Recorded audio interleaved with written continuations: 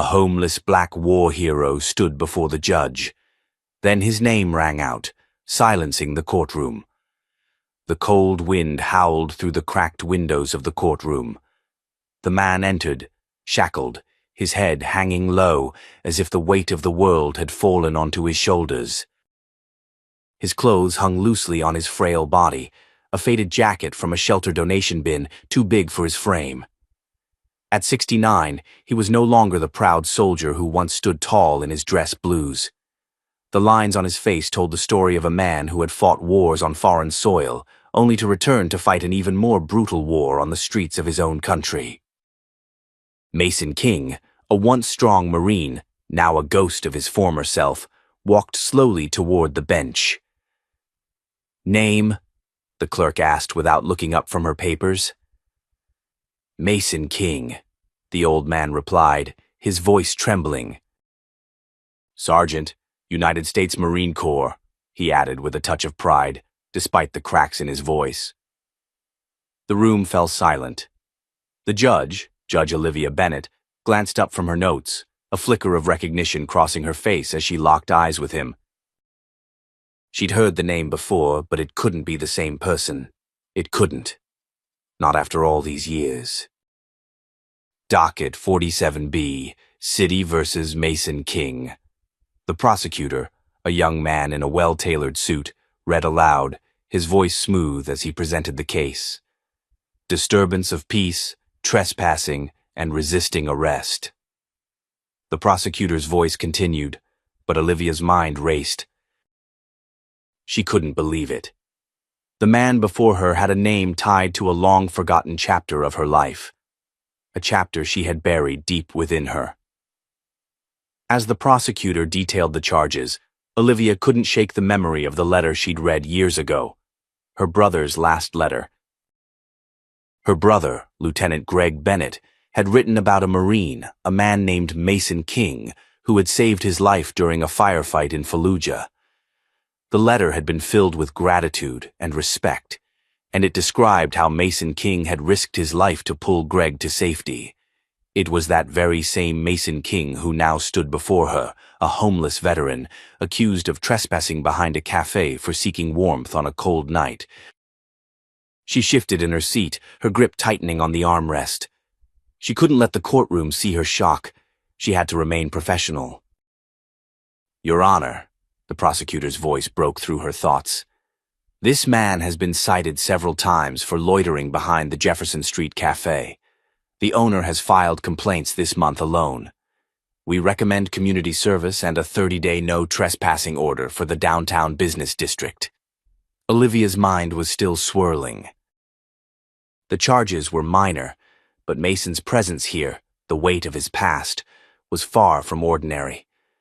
Her brother had spoken so highly of this man, and now here he was, brought low by a system that had forgotten the sacrifices of its heroes. The prosecutor paused, waiting for her response. Olivia took a deep breath and leaned forward.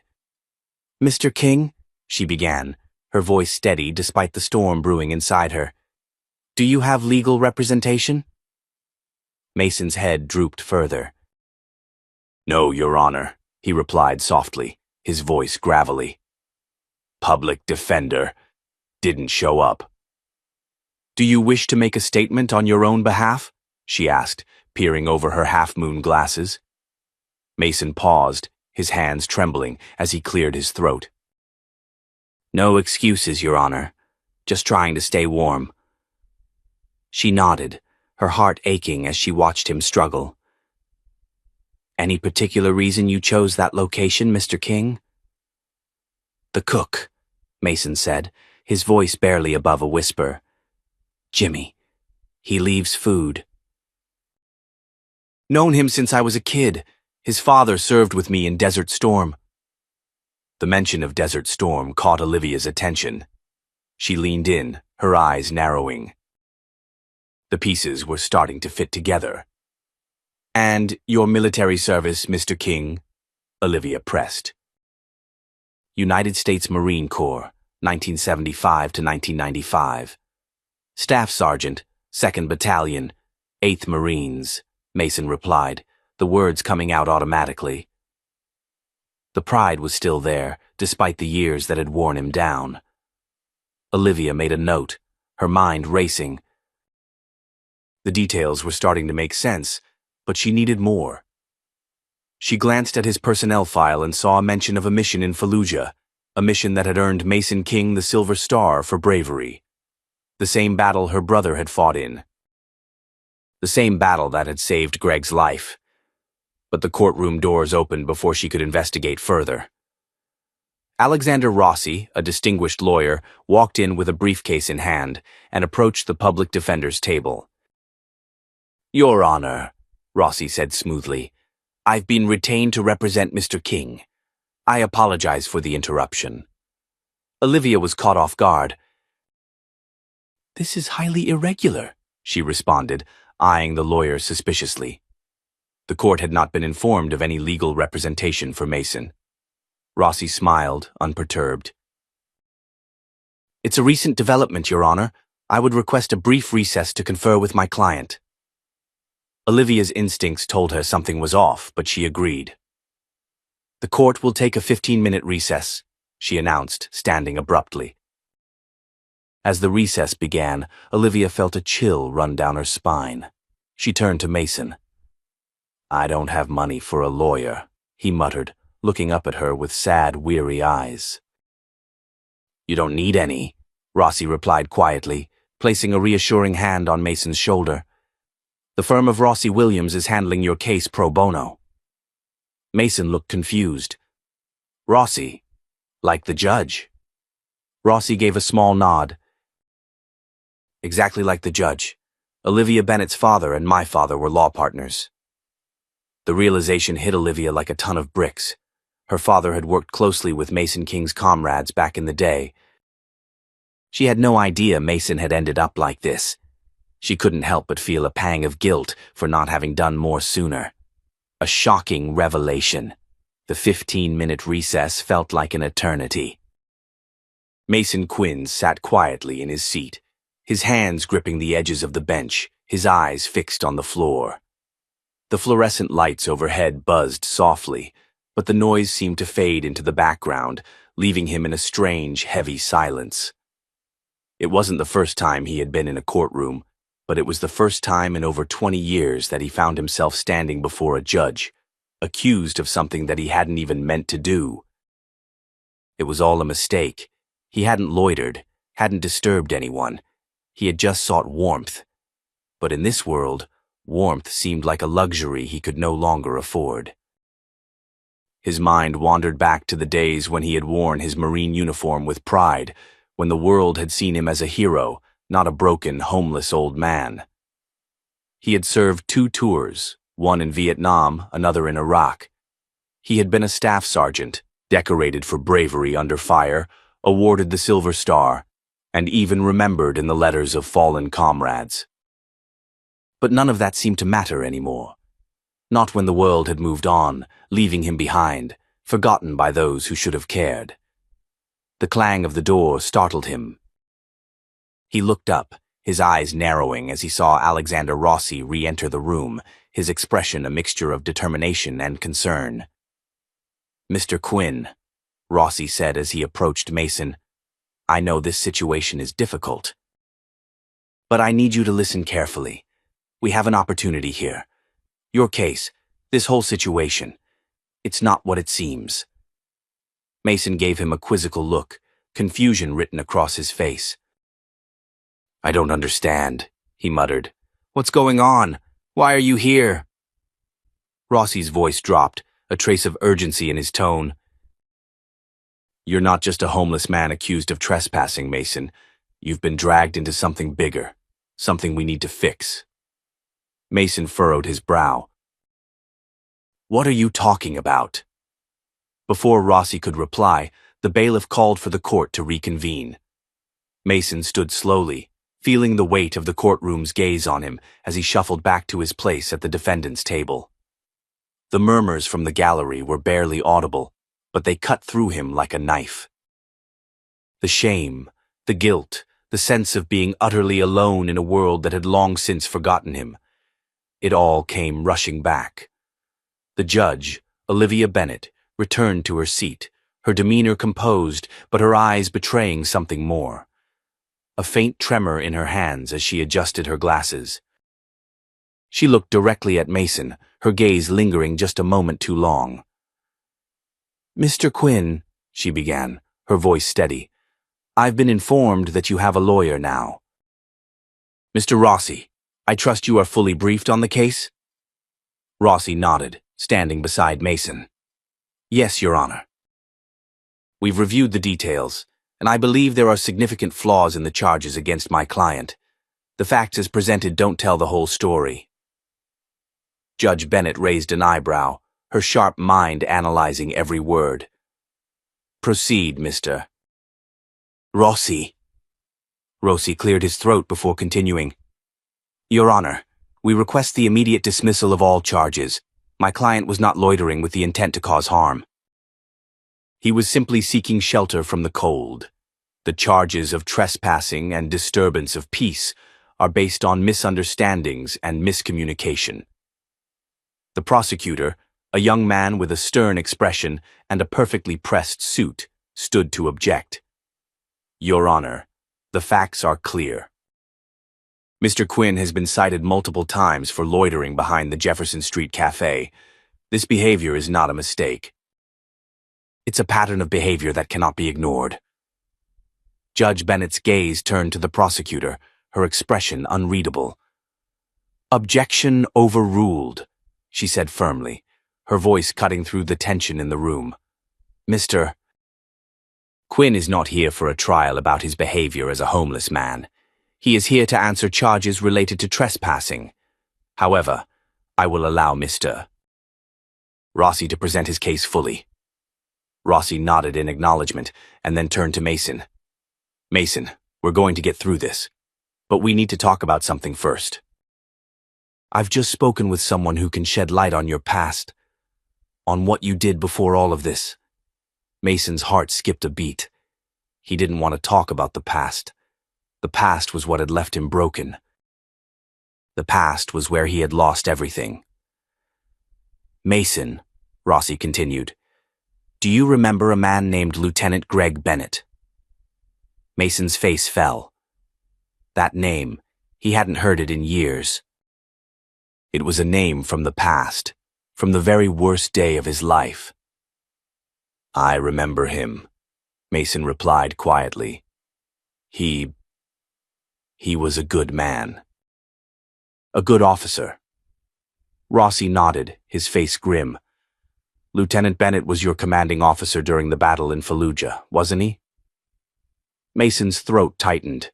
The memories flooded back, the sound of gunfire, the smoke in the air, the fear in his comrade's eyes.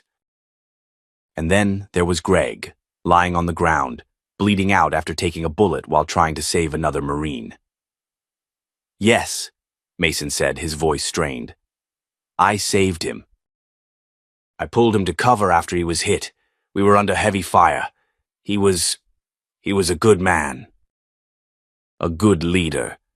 Rossi's eyes softened. "Mason, the judge, Judge Bennet, she's his sister." Mason's breath caught in his chest. He looked up at Olivia Bennet, his heart pounding in his ears. The woman who had just asked him about his military service was the sister of the man he had saved all those years ago. "I didn't know," Mason whispered, his voice barely audible. Rossi placed a hand on Mason's shoulder, his grip firm but reassuring. "I think you need to know, Mason, the truth. And the truth is that the judge, she's been trying to find you for years." Mason felt his chest tighten as a wave of realization hit him. He had been trying to forget his past, trying to move on from the ghosts that haunted him. But the past had a way of catching up. Judge Bennett's voice broke through his thoughts. "Mr. Quinn," she said, her tone softer now, "I have questions for you, important ones, and this time, I want you to answer them honestly." Mason nodded, his heart in his throat. He had no choice now. The past was here, staring him in the face, Do you remember the day you saved my brother, Greg Bennett, in Fallujah? Judge Bennett's voice was steady, but her eyes were filled with something he couldn't place. Mason's mind swirled. Greg Bennett, the man he had saved. The man who had died not long after, killed by an IED. Mason had carried the weight of that day for years, questioning whether his actions had been enough, wondering if Greg would still be alive if he had done more. I remember, Mason said quietly. I pulled him out of there. But I didn't save him in the end.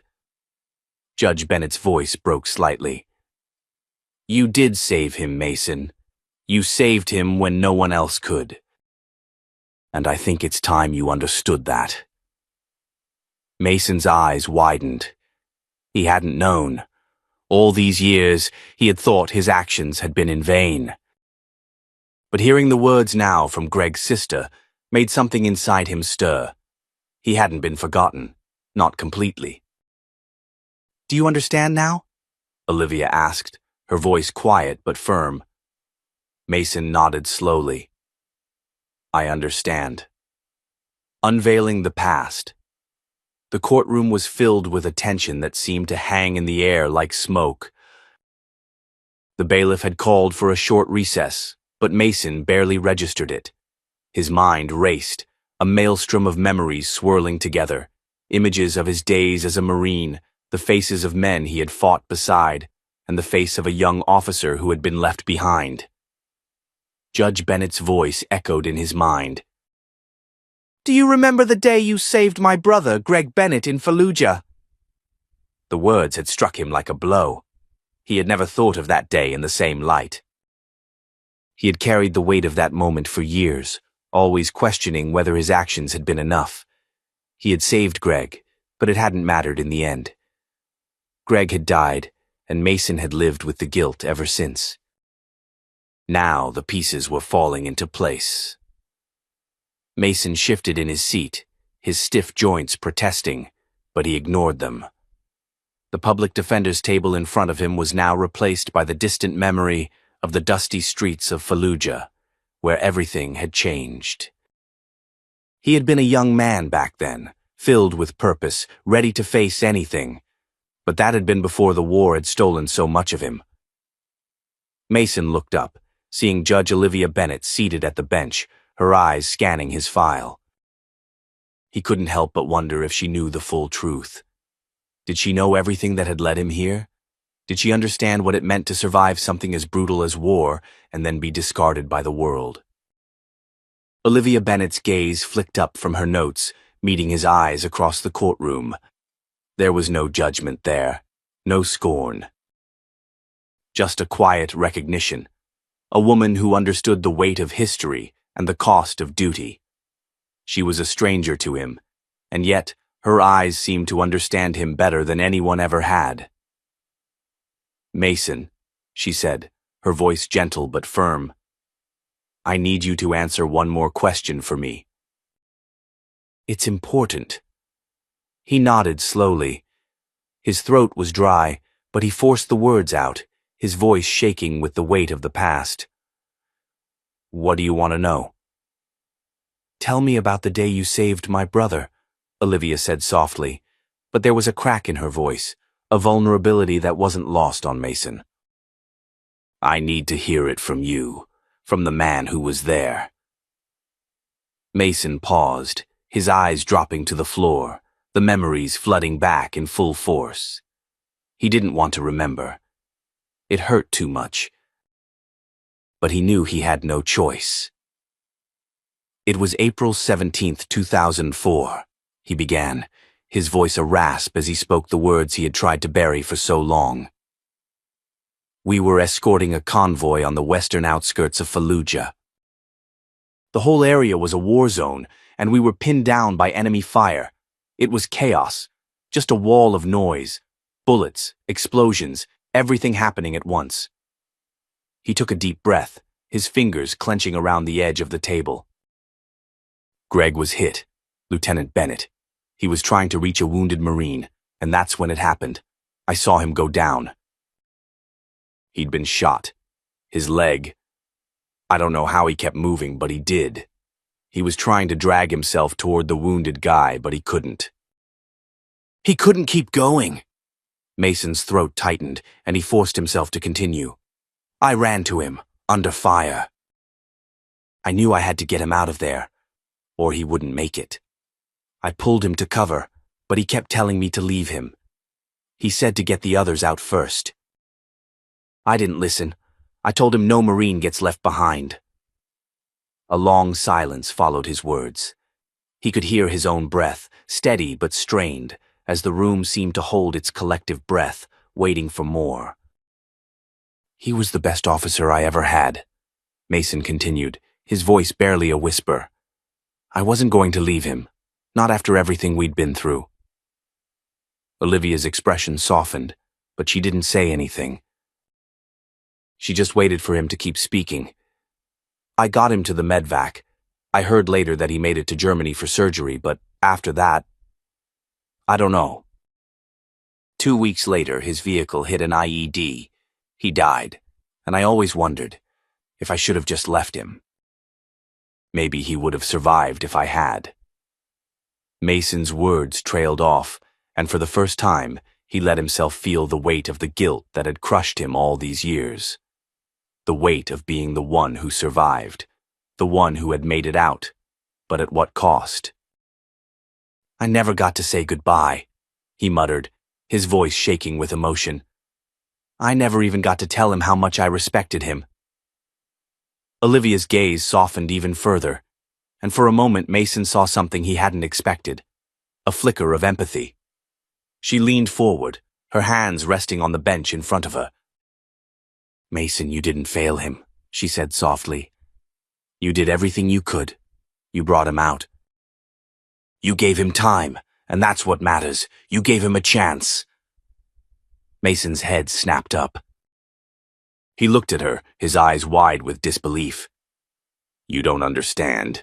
He died. How is that a chance? You don't get it, Mason, Olivia replied, her voice quiet but firm. Jack never stopped talking about you. When he was in the hospital, he kept asking for you. He said you were the reason he made it out. He said you gave him hope, and he told us that if he died, he was okay with it because he knew that his men, his brothers, were going to make it. Because you saved him. Mason's heart raced. The weight of it all, the guilt, the shame, the grief, seemed to dissolve for just a moment. He hadn't known that. All these years he had wondered if his efforts had been in vain, if he had done enough. But hearing it from Olivia, it changed everything. That's what he said? Mason asked, his voice cracking with emotion. Olivia nodded. Yes, he said you were the kind of Marine he aspired to be. He wanted to be like you. Mason's chest tightened as the tears he had kept buried for so long threatened to break free. I didn't know, he whispered. I never knew. I know you didn't, Olivia said, her voice breaking slightly. But you know now, and you should have known then. You didn't fail him, Mason. You did what needed to be done. The silence between them was heavy, filled with the weight of their shared history. Finally, Olivia stood up, her face resolute. I know this is hard, Mason. But you don't have to carry this alone anymore. Mason looked at her, feeling the truth of her words sink in. For the first time in years, he felt like maybe, just maybe, he wasn't so alone anymore. The reckoning Mason sat in the courtroom, his back stiff from the old injuries that refused to let him forget the cost of his service. He could feel the weight of every eye on him, every whisper that had begun to fill the air as people processed the revelations that had come to light. The once proud Marine who had fought on foreign shores, now reduced to a shadow of that man, sitting in a courtroom, waiting for the final judgment.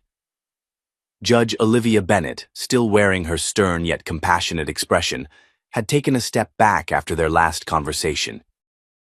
She knew what had to be done. The room had been quiet since she left to confer with her colleagues, but Mason's mind kept running back to the moments before the recess, the flash of recognition in her eyes when she realized who he was. As she walked back into the courtroom, the room seemed to hold its collective breath. Mason stood reflexively, his military training kicking in, even though his body screamed at him to stay seated. The uniformed Marines behind her, Colonel Matthews and two younger men in service dress, stood with perfect precision, their postures sharp and rigid. Mason's heart skipped a beat. "Mr. Quinn," Judge Bennett called, her voice firm, yet the tenderness in her tone was unmistakable. "I need you to understand the gravity of the situation. This is not just about your case. This is about your service, your sacrifices, and the honor that should have been yours long ago." Mason's chest tightened. He had spent years running from his past, trying to bury the memories of the war, the bloodshed, and the brothers he had lost. Now here he was, standing before the very people who might finally give him the one thing he had craved for so long: recognition. "Judge Bennett," Mason began, his voice raspy. "I don't know what to say. I never wanted any of this. I just wanted to make it through the day, to survive, to find a place where I could just rest. I didn't ask for anything. I didn't want to be remembered. I wasn't even sure I deserved to be." She held his gaze, her face softening. "Everyone deserves to be remembered, Mason. Especially those who gave everything. You saved my brother. That matters. You matter." There was a quiet pause as Mason let her words sink in. "I matter." For so long, he had carried the weight of his decisions and his service alone. The thought that someone who had once been a stranger, would look at him and see something beyond his scars, his homeless existence, and his fractured memories, made his heart ache. Colonel Matthews stepped forward, his expression unwavering. "Mason," he began, his deep voice cutting through the silence. "What you did in Fallujah, what you did for my men, for Jack, it was extraordinary. It was the kind of sacrifice that can never be repaid. And the fact that you're here today, still standing, speaks to the kind of man you are." Mason's eyes fell, his hands trembling as they rested in his lap. He didn't know how to respond. He was a man who had always been defined by his actions, by his service. But here he was, struggling to find his place in a world that had turned its back on him. "Sir," one of the younger Marines behind Matthews spoke, his voice hesitant. "We know you don't like the attention, but we want you to understand. What you did that day saved us. All of us. Jack was a hero, but you—" He swallowed hard, his eyes glossy with emotion. "You were the reason he made it out. You gave him a chance." The room was still, the words hanging in the air like a thick fog. Mason's throat tightened, and he closed his eyes briefly. He hadn't thought about it that way. He had just done his job, as any Marine would. But hearing it from someone who had been there, who had witnessed it firsthand, it was overwhelming. "I didn't know," Mason whispered, his voice cracking. I never knew he felt that way." "Jack didn't just survive because of you, Mason," Colonel Matthews continued. "He thrived, he believed in you, and when he died, he was proud of you. He knew that if it hadn't been for you, there would have been more casualties. He knew that because you acted, others lived." Mason's head spun. For the first time in years, he felt something other than guilt. It was the faintest spark of relief, buried beneath layers of regret and sorrow. But it was there. It was real. And it was more than he had ever dared to hope for. The judge's voice cut through his thoughts, bringing him back to the present. "Mason Quinn, I want you to understand something." She paused, her eyes locking with his. "What happened that day in Fallujah, the actions you took, are not just part of military history. They are part of who you are. And I believe, based on everything we've discussed here today, that you have been forgotten for too long." Mason's heart pounded in his chest. He had spent so many years hiding, pushing people away, thinking that his service, his sacrifices, meant nothing in the end. But now, here was Olivia Bennett, a woman who had lost her brother in the same war, telling him that he had been wrong, that he had been forgotten, but now, in this very moment, he was being remembered. "I'm not letting you slip away again, Mason," Judge Bennett said softly but firmly. "You served your country with honor, and now it's time for you to receive what is rightfully yours." Mason's eyes widened as she spoke. He couldn't believe what he was hearing.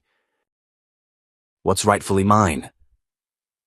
As the prosecutor began to object, Judge Bennett raised her hand. "This court will recess for 10 minutes, she announced, her voice carrying an authority that made the prosecutor stop mid-sentence.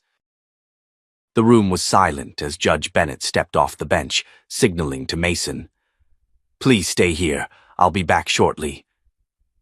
Mason nodded, too overwhelmed to speak. He sat in the same seat where he had spent so many hours, uncertain of what would happen next. But in that moment, for the first time in a long time, he felt like maybe, just maybe, the world hadn't forgotten him after all. As the door clicked shut behind her, Mason was left alone with his thoughts. His life had been a series of battles, some fought on foreign soil, some within his own mind. And now here he was, fighting for a life he hadn't thought he deserved. But for the first time, there was hope. There was a chance to be something more than just a nameless face in the crowd. The door opened again, and this time, it wasn't the judge. A man in a military uniform stepped in. Mason stood, not because he had to, but because the man's presence demanded respect. The soldier nodded to him, his face showing a mix of recognition and reverence. "I'm sorry to interrupt, Sergeant," the soldier said, his voice thick with emotion. "But I've got something for you." Mason's brow furrowed. "For me?" The soldier handed him a letter, and Mason hesitated before opening it. As he unfolded the yellowed paper, the words jumped out at him: awards, medals, and a list of his heroic actions in Fallujah. The recognition he had waited for, the recognition he had feared would never come, was finally here. The soldier gave a brief salute. "It's about time, Sergeant. You've earned this." Mason's throat tightened as he stared at the letter, his hands trembling as the weight of the words hit him. His life wasn't over. It was just beginning again. The weight of honor. Mason Quinn had never considered himself a hero. In the war-torn deserts of Iraq, under the blistering sun and in the crushing heat of battle, he had simply done what needed to be done. He wasn't looking for recognition. He wasn't even sure he deserved it. After all, heroes didn't end up homeless, living in shelters, or drinking away the bitterness of their own unhealed wounds. Yet here he was, standing at the precipice of something he never thought possible, a chance at redemption, or at least a recognition of the sacrifice he had given so freely all those years ago. Mason stared down at the letter in his hands. The ink was barely legible, but the words still burned into him. He had been recommended for the Navy Cross for his actions in Fallujah. The same award that would have been presented to his late comrade, Jack Parker, had he survived the IED blast that took his life. It had been a long time coming, but for Mason, it didn't feel like victory. It felt like a cruel reminder of the lives lost and the battles fought, both on the battlefield and within his own mind. "I never asked for any of this," he muttered to himself, his hands trembling as he placed the letter down on the small wooden table in his new apartment. his first apartment in years. It was a small one-bedroom unit provided through the Veterans Affairs Housing Program, a program that had expedited his case after the military and local government finally realized the depth of his sacrifices. But none of it felt like enough. The apartment was modest. The walls were bare except for a few pictures he had hung up in a rush. Pictures of his time in the Marines, a faded photo of him and his squad in the field, and oddly, a framed letter from Lieutenant Jack Parker that had somehow found its way into his life all these years later. The door knocked. Mason's heart skipped a beat. He hadn't expected anyone. The only visitors he had were those from the VA office, but this knock felt different, urgent, almost familiar. He stood up cautiously, his joints aching as he made his way to the door. He opened it slowly. To his surprise, standing there was Judge Olivia Bennett. She stood in civilian clothes now, her usual judicial attire gone, replaced by a black coat and jeans. Her expression was unreadable at first, but her eyes softened as she caught sight of him. "Mason," she said softly, her voice carrying a weight that immediately brought a sense of familiarity and comfort. "Judge Bennett?" he asked, feeling the need to look away. He wasn't used to her kindness, especially after everything that had transpired. She smiled faintly, stepping inside without waiting for an invitation. "I'm sorry to just show up unannounced, but I thought we could talk." "About what?" Mason asked, his voice rough, still shaken by everything that had come to light. The Navy Cross. His new life. The trauma. "I know it's been a lot to process," Olivia said, sitting on the small couch that took up most of the space in his new apartment.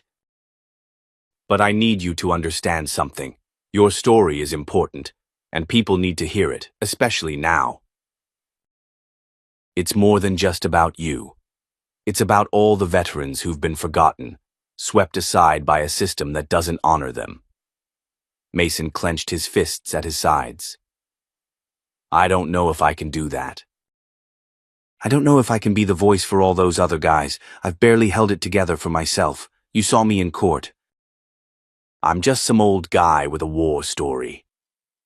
"You're so much more than that, Mason," Olivia said, her voice firm but filled with compassion. "Your story is one that needs to be heard. You've been carrying it for too long without anyone listening. People need to understand the cost of war, the cost of sacrifice, and the price that veterans like you have paid for this country. It's time to share that." Mason's face flushed as he turned away, staring out the window at the city below. The cold wind had started to pick up again, howling as it pushed against the glass. A reminder of the nights he used to spend in shelters, hiding from the cold. A reminder of the months he spent alone in the streets, living hand to mouth, waiting for something to change. He turned back to her, his voice almost a whisper. "I don't know if I can relive it. Those days in Fallujah, what happened to Jack, what happened to all the others. It's like it's all stuck inside me, tearing me apart." Olivia stood and walked over to him, placing a hand on his shoulder. "It's not about living in the past, Mason. It's about making sure that the next generation of soldiers doesn't have to carry the same burden alone." Mason let out a breath, his eyes closing for a moment. The weight of everything was suffocating him, but in this moment he felt a shift. Maybe it was the recognition. Maybe it was the idea of being seen again. Maybe it was the idea that he didn't have to carry this weight forever. "I'm not sure I can be that guy," he said softly. "I don't know if I'm the one who's supposed to be their voice." "You don't have to be the voice for everyone," Olivia replied, "but you can be the one who shows them it's possible to be heard. That's what matters." Mason looked at her, his breath caught in his throat. For the first time in a long time, he felt a flicker of hope. Maybe, just maybe, he wasn't as invisible as he had thought. As Olivia turned to leave, she paused at the door, looking back at him one last time. "You've already done more than anyone could ask for, Mason. You've earned your place in history. Don't let anyone take that away from you." Mason watched her leave, his heart still heavy with the years of unspoken grief. But now, there was something new stirring inside him, a sense of purpose. He didn't know what the future held, but he was beginning to understand that maybe, just maybe, he could use his voice for good. And in that moment, standing in the quiet apartment, Mason Quinn, the soldier, the survivor, the man who had been forgotten, made a promise to himself. He wouldn't be forgotten anymore. A place to stand. Mason Quinn sat on the edge of his bed, staring at the framed medal on the small table beside him. The Navy Cross, his Navy Cross, gleamed in the soft light of his new apartment. The same apartment he had never thought he would see. The same apartment where, for the first time in a long time, he was starting to feel like something other than just a man lost to time and circumstance. His fingers brushed against the glass, his eyes tracing the delicate blue ribbon, the insignia of a hero, at least in the eyes of the world. But to Mason, it was a reminder of something far more complicated. It wasn't just a medal for bravery, it was the weight of his past, the ghosts of the men he had lost, the years of self-doubt that had piled on top of his shoulders until he could no longer breathe. He had served in Vietnam and Iraq, fighting for a cause that, back then, seemed clear. Now it felt like a distant memory, something he could barely reach. He had carried the weight of his country's gratitude, but it had never felt like enough. No amount of medals, no amount of recognition could make the pain of his friends' deaths, his brothers' deaths, go away. The knock on the door startled him, pulling him from his thoughts. He wasn't expecting anyone. He wasn't sure he even wanted anyone to visit. But a voice called out from the other side. "Mason, you in there?" It was Alexander Rossi, the lawyer who had unexpectedly appeared in court, the one who had secured his legal defense and helped him through a system that had long ignored him. Mason stood slowly, his body stiff from years of neglect. He walked to the door, pausing to look at the photo of his younger self in military uniform, hanging on the wall. The man in that picture felt like someone he used to know, someone who had been strong and unyielding. It felt like a lifetime ago. Opening the door, he found Rossi standing there with a stack of paperwork in his hands, a smile on his face. "Mason," Rossi said, his voice warm, "I wanted to check on you. How are you holding up?" Mason didn't know how to answer that. He wasn't sure he even knew anymore.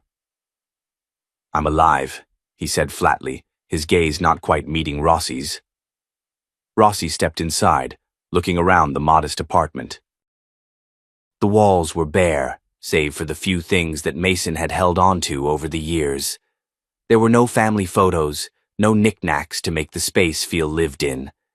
It was just a place to sleep, a temporary stop on his long road to nowhere. "It's a start," Rossi said, surveying the space, "but I came here with some good news." Mason raised an eyebrow, his interest piqued. "Good news?" "The VA approved your benefits," Rossi said, his tone carrying a hint of triumph. "All of it. Back pay, medical, housing, the works. You'll be getting what you've been owed for years." Mason's heart skipped a beat. The thought of stability, of not having to rely on the charity of others, was foreign to him. He had been fighting a battle with the system for so long, and now, suddenly, it seemed like the tide was turning. But part of him recoiled at the idea. "I don't need their handouts," Mason said, his voice rough. "I never asked for their help." Rossi's smile faded slightly, and he sat down at the small kitchen table. "I know you didn't. But sometimes, you have to take it when it's offered. You've earned it." Mason ran a hand through his graying hair, the weight of it all pressing on him. "I didn't earn this, Rossi. I'm just a guy who did what he had to do." "But that's the thing, Mason," Rossi said, leaning forward. "You did what you had to do. You didn't ask for the glory, the recognition. You just did it. And that's why this is important. Not just for you, but for everyone who's been forgotten. Mason's eyes darkened, his mind flicking back to the battlefield, to the faces of the men who never made it back. The sound of gunfire, the screams of his brothers in arms. He had always carried that with him. It was something he had learned to live with, to endure. I don't know if I can do it, Mason said, his voice barely above a whisper. I don't know if I can be that guy, the one they look up to, the one who stands for something. You already are, Mason, Rossi said, his voice firm. You don't have to be a saint or a symbol. You just have to be you. And people need to hear your story. They need to understand what's been happening to men like you. The words hung in the air, heavy with meaning. Mason stared at the floor, the burden of it all settling on him once again. He had always thought he was just a soldier. But now, as he looked at the man sitting in front of him, he began to understand something. His story wasn't just about the past. It was about the future, about the men and women who would come after him, who would face the same battles, the same struggles. I don't know if I'm ready for all this, Mason said, his voice thick with emotion. I don't know if I can handle being the face of it. Rossi stood up, walking over to him. You don't have to do it alone. We'll help you. We'll get your story out there. People need to know what happens to veterans when they come home. Mason nodded slowly, his mind swirling with the possibilities.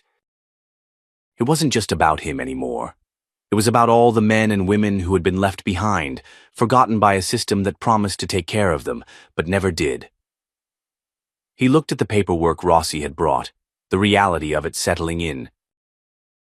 I don't know what the future holds, but I think I might be ready to fight for it. Rossi smiled, a glimmer of hope in his eyes. That's all we need, Mason, a chance to fight.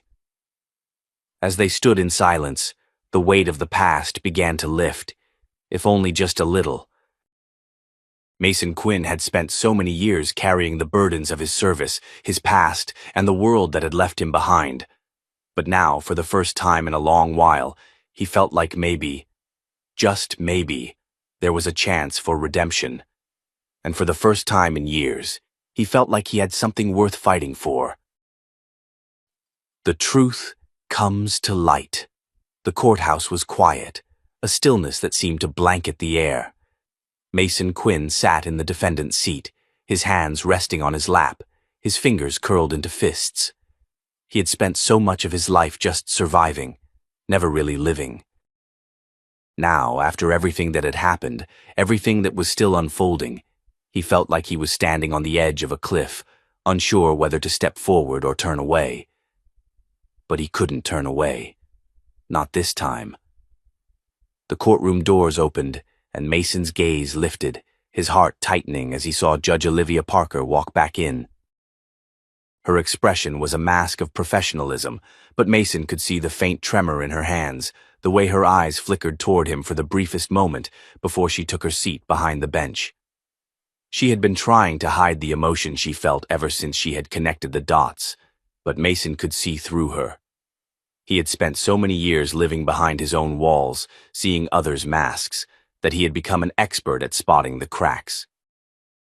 Court will reconvene, Judge Parker announced, her voice steady despite the weight of the situation. Mr. Quinn, the court has taken some time to review the details of your case. We have discussed it thoroughly, and the time for judgment has come. Mason's pulse quickened, the familiar sense of dread settling in his stomach. He hadn't expected this. He hadn't expected anything beyond the same old, same old. But today was different. Today, he was finally facing something that had eluded him for years. Acknowledgement. His eyes shifted to Alexander Rossi, who sat beside him, a quiet figure in the sea of tension. The lawyer's stoic expression didn't give anything away, but Mason could feel the energy between them. Rossi had made it clear that this wasn't just about his case. It was about something bigger, something far bigger than either of them. Mason swallowed, forcing himself to sit a little straighter. He knew what the right thing was now, but that didn't make it any easier to face. Mr. Quinn, Judge Parker continued, her eyes meeting his across the courtroom. You have been through the trials of life that most will never understand. You served your country with honor, and that service has shaped who you are today. But there's a reason we're here today, in this courtroom. And it's time we finally confront that reason. The words hit Mason like a freight train, each one driving deeper into his soul. He could feel the years of grief, the guilt, the anger bubbling to the surface, but he held it in check. He couldn't afford to let it out. Not now. Not with everything that had been set in motion. The prosecutor stood next, his polished suit stark against the grim atmosphere of the room. Your Honor, the young man began, his voice cold and businesslike.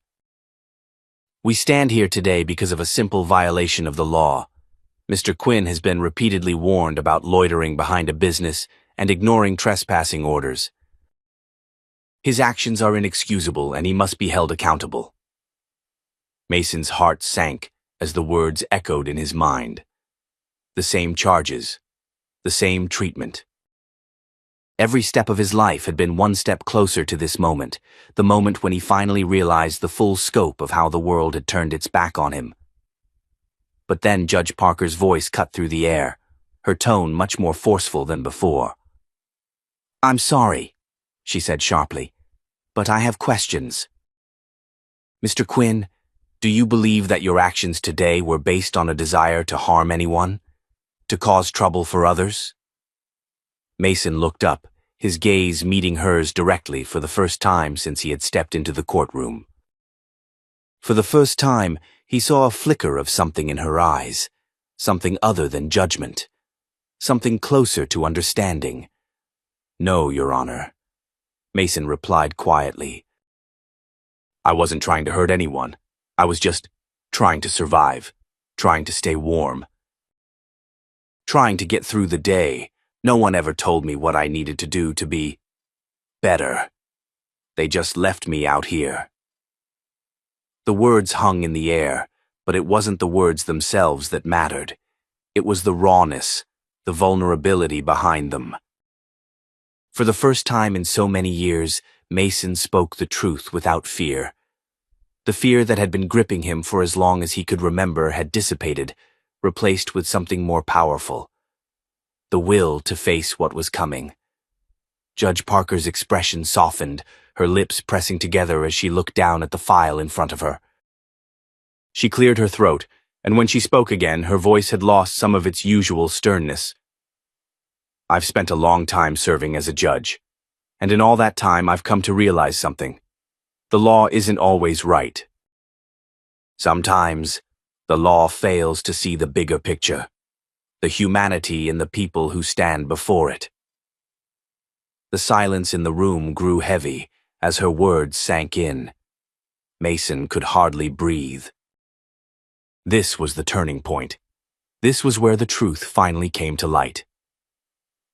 But we're not done, Judge Parker continued, her gaze returning to Mason. There's more to this than meets the eye. Mr. Quinn, I've seen your file. And I've seen the story of the man who saved my brother's life.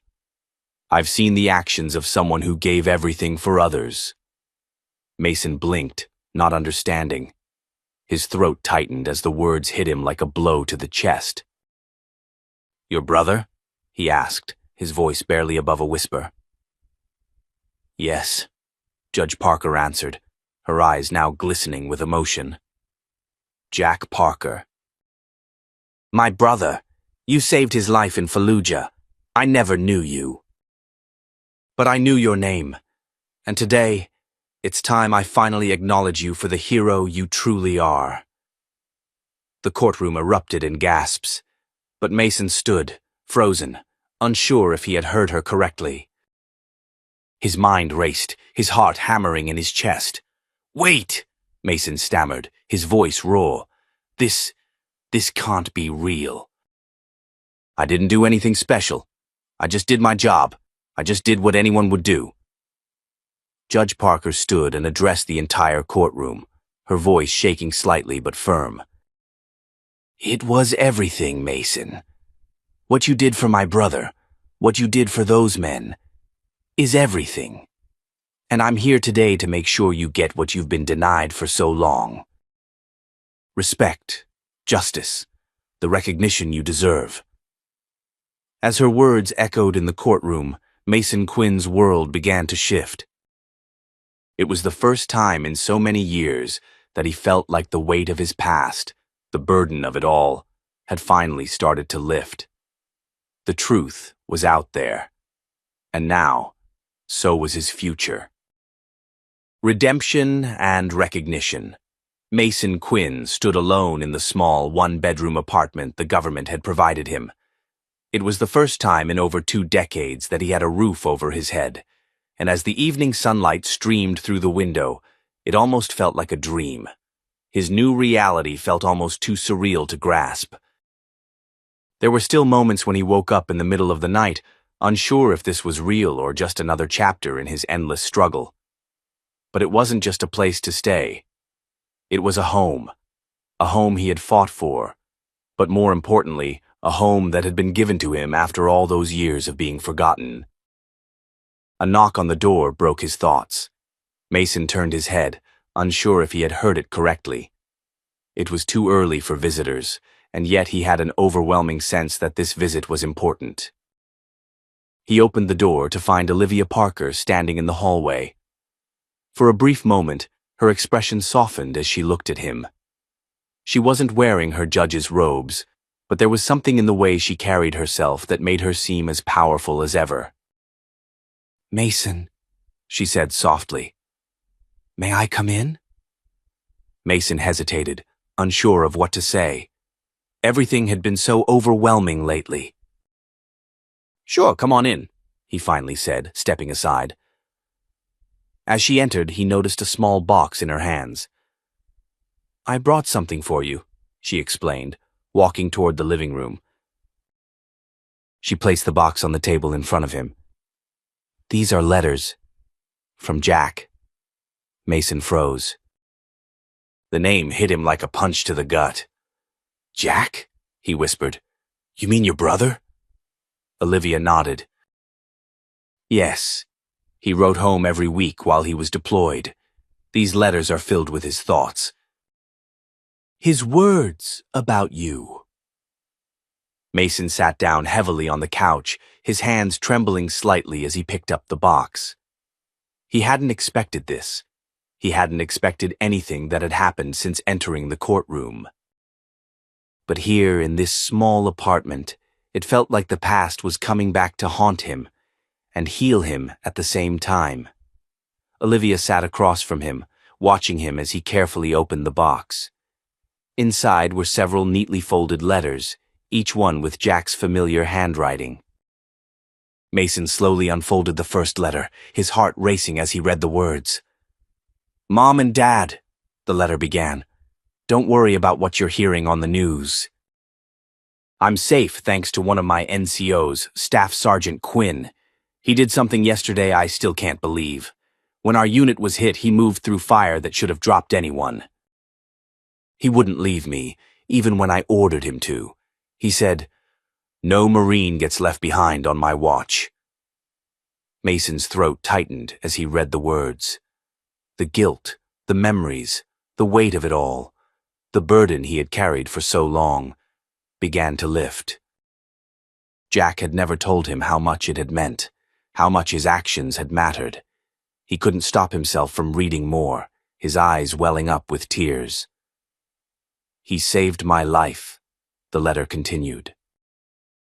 "He saved all of us that day. I don't know if I'll ever be able to repay him, but I promise you, I'll try to live up to the example he set." Mason's heart pounded in his chest as he put the letter down. He looked up at Olivia, his emotions swirling. "I never knew he felt that way. I didn't know he thought I saved him." "You did," Olivia said softly, her voice steady but filled with emotion. You gave Jack something we'll never forget. A chance to fight another day. And he never forgot you, Mason. We never forgot you. Mason looked at the letter again, his fingers brushing the pages. It had taken years, but he had finally found the closure he never thought he'd get. I couldn't protect him from everything, Mason said, his voice barely above a whisper. I couldn't save him from what happened after. I carried that weight for so long. Olivia reached out, gently placing her hand on his. Mason, he didn't die because of you. He died doing what he believed in. He lived the way he did because of you. You gave him hope. You gave him the will to fight, to stay alive. That's something no one else could have done. Mason closed his eyes, fighting back the tears. For the first time in so many years, he felt something he hadn't allowed himself to feel. Peace. The kind of peace that came with knowing that, even in his darkest moments, he had done something good. They sat there for a while, the silence between them comfortable but heavy with all the things left unsaid. The snow continued to fall outside, covering the streets below in a soft blanket of white. But in that moment, the world outside didn't seem as cold anymore. Mason, Olivia said softly, breaking the silence. There's something else I need to tell you. The Veterans Affairs Office, your case has been flagged for reassessment. They're going to correct your benefits, your disability rating, everything. It's long overdue. Mason looked at her, disbelief filling his eyes. You mean I'll actually get the help I need after all this time? Olivia nodded. Yes, they're also processing back pay, and you'll be eligible for housing, medical coverage, and education benefits. Everything that should have been yours a long time ago. For a moment, Mason could hardly breathe. It wasn't just the money or the benefits. It was the recognition, the acknowledgement of his sacrifice. After all these years of being forgotten, he was finally being seen. I don't know what to say, Mason said, his voice thick with emotion. You don't have to say anything, Olivia replied. You've already done more than enough. And you don't have to do it alone anymore. Mason stood up slowly, his hands shaking as he looked out the window. I never thought I'd see the day where I'd be able to stand tall again, he said quietly. But I think maybe I'm ready now. Olivia smiled, her eyes glistening with unshed tears. You've always been ready, Mason. You just needed someone to remind you. Mason turned to her, his posture straighter than it had been in years. I've been forgotten for so long, he said softly. But now I think I can finally forgive myself. Olivia nodded, her heart swelling with pride. You don't need to forgive yourself. You were always worthy of recognition. Today you finally got it. Mason smiled, the first real smile in a long time.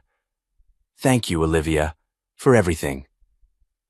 As she left the apartment, Mason stood by the window, watching the snow continue to fall outside. In the quiet of the room, with nothing but his medals and memories, he felt a sense of closure he never thought possible. For the first time in years, he felt like he was finally home. Message to the audience.